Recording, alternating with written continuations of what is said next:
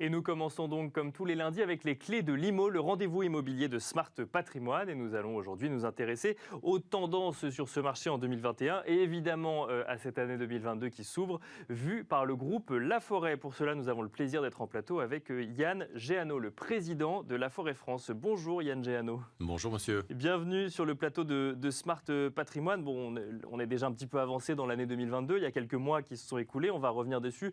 Juste avant, l'année 2021, vue par le groupe Laforêt, ça a été une année plutôt bonne, comme pour le reste du secteur immobilier? Oui, l'année 2021, c'est l'année des records, de tous les records en volume de transactions. Tout d'abord, au niveau des prix également, puisque c'est la première fois qu'on approche un prix moyen en France équivalent à 3 400 € du mètre carré. C'est l'année record également dans les délais de vente. On vend partout en France en 2021. On vendait partout en France en 2021 en moins de 90 jours, même en moins de 80 jours.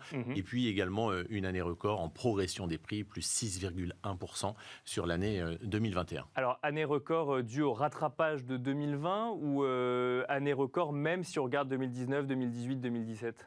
Alors, année record de tous les temps, puisque le podium, la première année c'est 2021, la deuxième 2019 et la troisième 2020. Pour répondre à votre question, évidemment un effet rattrapage. Les projets qui n'avaient pas pu se réaliser en 2020, d'une part, se sont concrétisés en 2021. Et puis, les projets également qui sont nés dans les esprits de nos concitoyens durant ces périodes de confinement et qui se sont réalisés également au cours de l'année 2020, mais essentiellement de l'année 2021. Alors ça, c'est la vision globale. Donc si on en reste à la vision globale, on pourrait se dire, bon, il y a eu une pause en 2020 et on a repris comme avant, alors que ce n'est pas tout à fait vrai. Les tendances ont un petit peu changé. On n'achète plus exactement la même chose et on ne cherche plus finalement exactement la même chose. La demande, en fait, a changé en France en 2021. Alors la demande, oui, bonne nouvelle, elle reste très présente. Elle est même toujours très largement supérieure à l'offre. On observe un déséquilibre très marqué sur le marché de l'immobilier. On recherche aujourd'hui une maison, on la recherche souvent en région ou en périphérie des grandes métropoles. Donc cette idée d'avoir accès à un espace extérieur, finalement, ce n'était pas qu'une idée reçue, vous l'avez vraiment vu dans les ventes. C'est quelque chose qui est plus demandé qu'avant. Oui, ça s'est concrétisé, évidemment. Alors déjà, cette pièce en plus pour télétravailler aujourd'hui, pour pouvoir lire, s'isoler, téléphoner. Ce bout de jardin également, ou cet extérieur, également sur des appartements pour pouvoir prendre l'air, boire un verre de menthe à l'eau. C'est recherché. Et puis le succès des villes moyennes qui apportent un peu plus de sérénité et également des périphéries, ces zones périurbaines aux portes des grandes villes et qui offrent également un accès rapide à la nature et un cadre de vie souvent plus agréable. Donc, si on reste sur cette demande, après, évidemment, on parlera de l'offre, mais donc, si je comprends bien, on ne veut plus aller dans les centres-villes, alors que, ou en tout cas, on veut moins y aller, alors qu'il y a encore quelques années, c'était l'emplacement parfait, l'appartement en centre-ville, et la première chose qu'on regardait, c'était l'emplacement de l'appartement, plus proche il était des commerces ou autres, mieux c'était. Aujourd'hui, ça n'est plus une réalité. Alors, c'est difficile de généraliser, évidemment, c'est plus nuancé que ça. On voit que les primo-accédants, et notamment les jeunes actifs, restent extrêmement tournés vers les grandes métropoles qui offrent un tremplin vers l'emploi, qui offrent un accès aux hubs de transport, aux loisirs, à la culture. On voit également que l'investissement locatif continue d'être très présent dans les grandes métropoles. On voit aussi que les seniors ont besoin d'être très proches des commodités immédiates. Oui, donc tout le monde ne part pas, effectivement. Tout le monde ne part pas et cet exode n'a pas lieu tel qu'on a pu l'aborder. En revanche, les secondo-accédants qui sont déjà propriétaires, les quadras notamment, peuvent être tentés par le fait de franchir un périphérique et de s'éloigner de 5, 10, 15, 20 km du centre-ville pour accéder à une autre offre immobilière. C'est une réalité. Et puis une partie de la population, infime certes, mais ça existe, qui se délocalise totalement lorsque les entreprises passent en 100% télétravail. On peut aller s'installer à Orléans, à Tours, à Angoulême ou plus loin des grandes métropoles pour venir seulement dans les grandes métropoles, une journée par mois ou 2 journées par mois. Donc là, on voit évidemment un marché immobilier qui accompagnerait finalement la mutation même du monde du travail. Vous avez publié une étude donc, du coup, sur cette année 2021 qui commence par Maison et Région, le duo gagnant. Donc Maison, on vient d'en parler. Région, ça concerne toutes les régions où il y a quand même où on va quand même dans les régions où il y a des métropoles suffisamment grandes pour ensuite avoir accès à des transports ou autres? Alors ça concerne toutes les régions, puisque D'accord. beaucoup d'habitants des régions se sont dit que finalement, il n'était pas si mal que ça, avec une offre de logements individuels souvent plus importante, plus de verdure également, donc le dynamisme qui a repris très fortement en région, et puis des hyper-urbains, des hyper-citadins qui ont souhaité, eux, se délocaliser, alors souvent des CSP+, qui sont partis en Normandie, qui sont partis sur les côtes bretonnes ou d'Aquitaine. Donc pas nécessairement uniquement autour des grandes métropoles. D'accord, de manière plus générale, donc un marché dynamique au niveau de la demande, si j'ai bien compris, au niveau des transactions, donc avec des délais de transaction qui se réduisent, ça veut dire qu'on achète plus rapidement qu'avant, alors là même qu'on a vu une folie immobilière dans certaines grandes villes il y a quelques années. Là, on a acheté encore plus rapidement en 2021.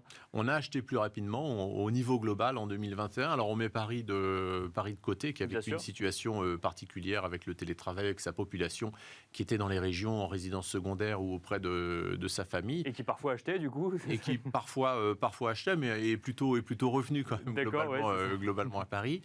Mais sinon, un marché qui s'est étendu. On a une demande qui a progressé de 18% en 2021, quand l'offre de logements disponibles a, elle, régressé de 15%. D'accord. Donc cet effet ciseau qui incite les candidats à l'acquisition à se décider très rapidement, donc moins de 80 jours au niveau national. Donc il y avait moins de biens à la vente en 2021, alors là même qu'il y avait plus de demandes si on regarde sur l'intégralité du marché français. Il y a de moins en moins de biens à la vente. D'accord. On sort de 5 années historiques qui sont les 5 années plus fortes en termes de volume de transactions. On sait qu'on a en amont un marché du neuf qui est en panne, qui connaît beaucoup de contraintes et qui n'arrive pas à alimenter ce marché entre guillemets de l'ancien. Donc Bien un sûr, parc oui. immobilier qui s'assèche, qui n'arrive pas à se renouveler, et donc évidemment, comme tout le monde veut acheter la même chose au même endroit, des délais qui se compressent. Parce que oui, effectivement, vous mentionnez la situation de l'immobilier neuf et ensuite, effectivement, déjà, les promoteurs immobiliers ont du mal à faire sortir les immeubles de terre et en plus de ça, les chantiers ont été arrêtés sur une partie de l'année 2020, puis après, ils ont évidemment pu reprendre. Donc ça veut dire que finalement, s'il y a moins d'offres, est-ce qu'on est moins exigeant quand on achète en ce début d'année 2022, Yann Géano? Alors non, puisque Non. c'est justement l'enseignement du début d'année 2022. Alors un début d'année un peu particulier, puisque le mois de janvier n'a pas échappé à la pandémie. Bien sûr, Beaucoup de clients ont rendu leurs biens indisponibles aux visites parce qu'ils étaient eux-mêmes isolés ou leurs enfants étaient isolés. Même chose du côté des acquéreurs Oui, c'est ça. qui ont Il suspendu. y a l'offre, la demande, mais il y a aussi la réalité, la possibilité de réaliser la transaction à ce moment précis. Donc là, il y a eu un Exactement. petit coup d'arrêt début Mois de 2022. janvier, oui, D'accord. comme toute la France, Bien l'immobilier a sûr, été oui. touché. Nos collaborateurs également, le réseau La Forêt, c'est 4500 collaborateurs. Une bonne partie également a dû s'isoler également pour s'occuper de ses enfants. Donc un mois de janvier un peu particulier, mais un mois de février qui a repris le rythme classique. Et pour revenir à votre question initiale, le vrai changement en 2022, c'est la recherche du juste rapport qualité-prix. D'accord. Et ça, c'est un changement. C'est un dans l'immobilier. changement. En 2021, on achetait rapidement, je ne vais pas dire sans regarder, évidemment on regardait, mais le marché connaissait une certaine frénésie. En 2022, on observe un retour à la normale. Quand un bien est parfait, évidemment, il part très rapidement et très cher. En revanche, dès qu'il dispose d'un inconvénient, une problématique de distribution, d'exposition, place à la négociation et retour à la négociation pour ramener ce logement au juste prix de marché. Et ce, partout en France, là, pour le coup, c'est une tendance que vous constatez partout. Oui, c'est une tendance. Pas là où les prix auraient le plus progressé en 2021, par exemple, et où, du coup, le niveau de prix aurait induit, finalement, cette négociation. Non, c'est une tendance globale, alors qui est plus marquée sur les appartements que sur les maisons, parce que si on regarde quand même l'évolution des prix depuis le début de l'année, on est à plus de 2% d'augmentation des prix au niveau national. C'est encore extrêmement important. En revanche, cette hausse des prix recouvre une légère baisse des prix des appartements, moins 0,4%, et une progression de 6% des prix des maisons qui restent extrêmement recherchés, ce fameux extérieur qu'on abordait à l'instant. Donc, est-ce que, effectivement, ce rapport qualité-prix intervient maintenant dans les discussions? Est-ce qu'il y a d'autres choses qui peuvent faire évoluer le marché sur 2022? Cette loi, par exemple, climat et résilience, donc, elle n'est pas nouvelle, hein, elle était aussi là en 2021. Est-ce que ça va encore peser, vous pensez, sur la demande? Ça fait partie peut-être des défauts qu'un acheteur va regarder sur un appartement aujourd'hui? En tout cas, ça fait partie des questions et des interrogations des acquéreurs aujourd'hui, cette rénovation énergétique, avec un calendrier qui est quand même très pressé. 5 millions de logements destinés à être loués, bien sûr.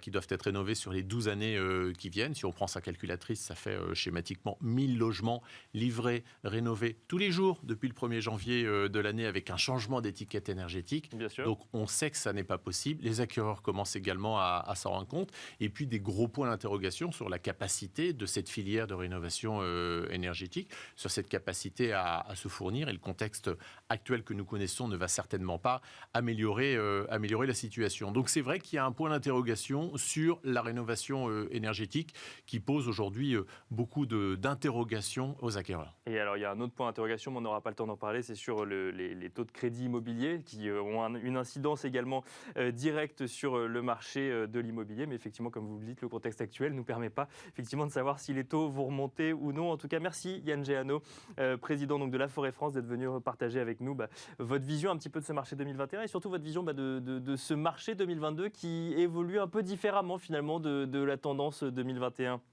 globale. Merci à vous et quant à nous, on se retrouve tout de suite dans Enjeu Patrimoine.